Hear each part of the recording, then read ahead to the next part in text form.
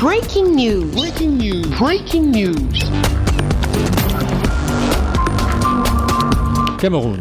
Le comité interministériel d'examen des programmes prêt à l'implémentation du nouveau format d'évaluation du budget de l'État. Merci de rester sur CNN. Breaking news. Breaking news.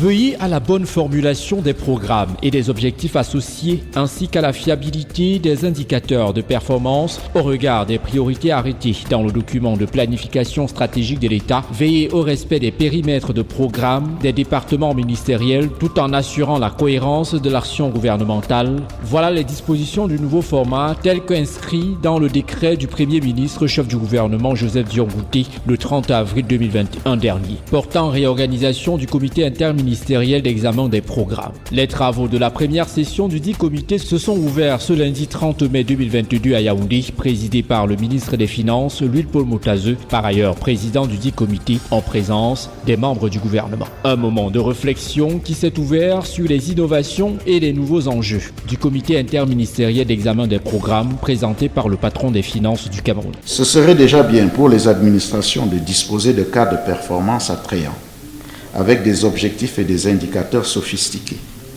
Mais ce qui serait encore plus intéressant, c'est que tous les acteurs ministériels travaillent au quotidien dans l'optique de faire vivre ces instruments dans le respect du régime financier de l'État et des autres entités publiques qui met le responsable de programme au cœur du pilotage de la performance.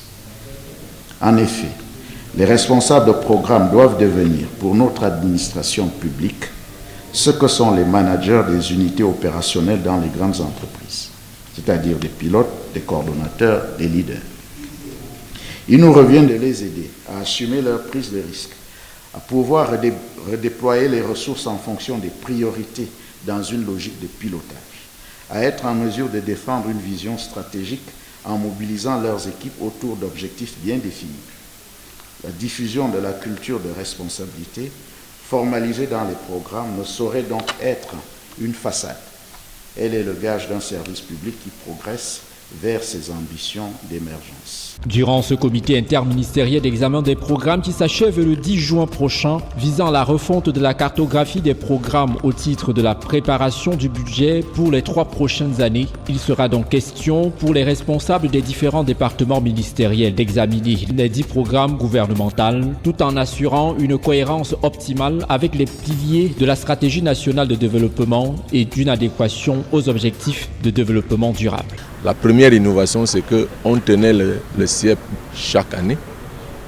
Alors, on a vu que c'était par rapport au décret portant nomenclature, portant calendrier budgétaire, que c'était un peu, je dirais, ça absorbait un peu les administrations.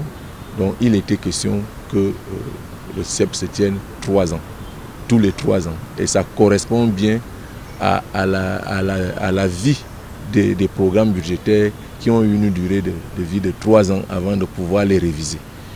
Donc il est important qu'à l'entame de chaque triennat, que le comité interministériel d'examen des programmes fasse d'abord l'évaluation des programmes avant d'adopter les nouveaux programmes. L'un des objectifs majeurs de cette première édition du nouveau format du CIEP est de proposer une nouvelle cartographie des programmes à soumettre à la validation du Premier ministre chef du gouvernement. Une démarche qui permettra au gouvernement de consolider les cadres logiques des programmes des ministères et institutions afin d'améliorer la qualité des documents budgétaires à soumettre au Parlement, avec un accent particulier sur les éléments de performance des programmes auxquels seront allouées les ressources publiques pour le prochain triennat.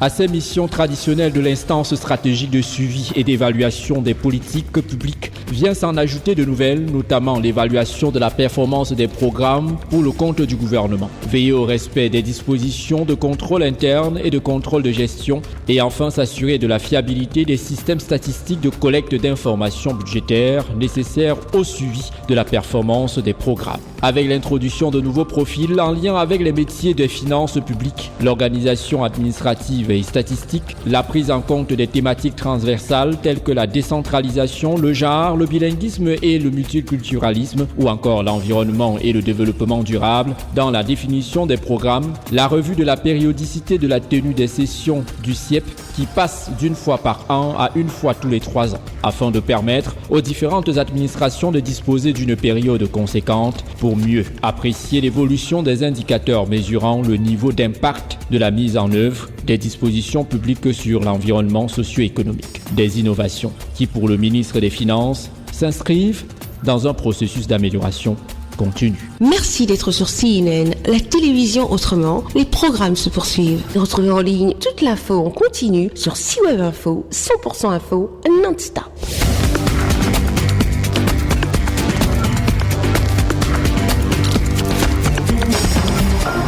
Breaking news. Sur CNN.